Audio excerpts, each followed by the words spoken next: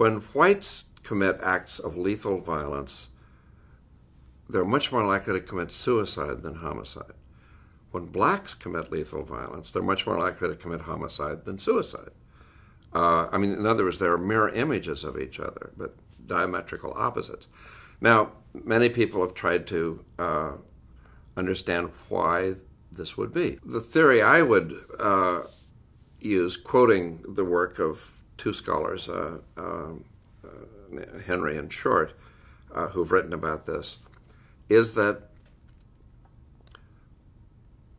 people who are aware that they have a disproportionate degree of privilege and power and advantage are more likely to blame themselves when things go wrong. Because who else can they blame? I mean, they know that they actually have advantages over other people, and yet they still suffered a failure or a defeat.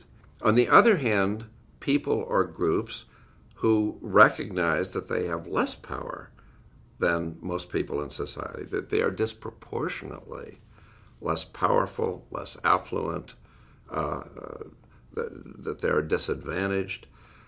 When they experience frustrations or defeats or disappointments, they're more likely to blame other people because, in fact, other people have made it harder for them to succeed in life. Although they may take out that anger not on the ultimate discriminators, namely the white community, but on people of their own community, their own peers, because there they are more likely to, quote, get away with it. That is,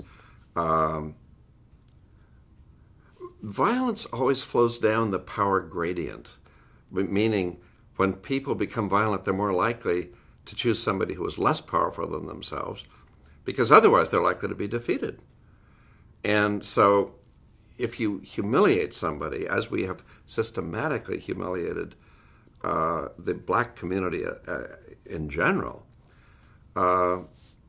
they, like any other group, are more likely to pick as targets for their retaliatory aggression people who are less powerful than they. So they'll pick people within their own community. Black violence is most often directed against other blacks, just for that reason, I believe.